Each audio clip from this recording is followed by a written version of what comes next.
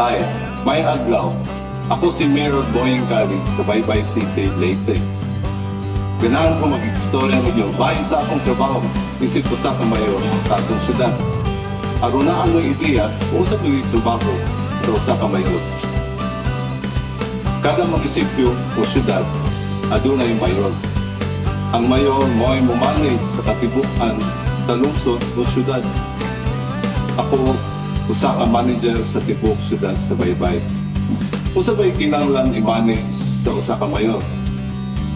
Una, naay mga nagkalain-laing sektor sa syudad na kinahanglan ako i-manage.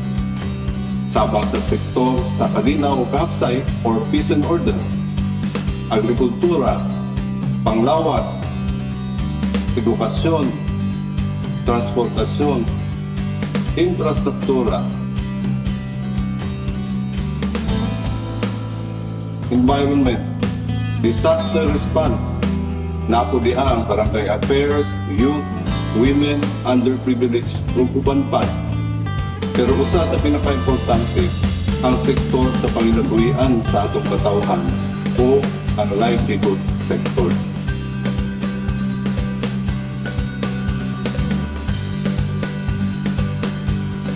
Ikaduha, ang mayor usab ang responsable sa pagpadagan o paghatag sa serbisyo gikan sa city government, sama sa pagpadagan sa public market, atong passenger terminal, ang atong pagpadagan sa Immaculate Conception Hospital,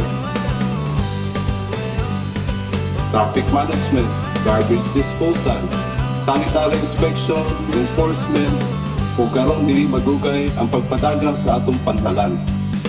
Ug dili lang kana, ikatulo, naapod ang mga kalihukan sama sa pista, kasal, bunyag, birthday, graduation, mga blessing, ug daghan pa.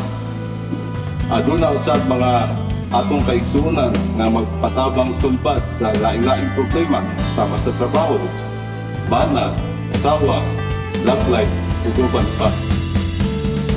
Sa sunod, atong pag-iisgutan ang atong sektor sa panginabuhian o livelihood o agrikultura.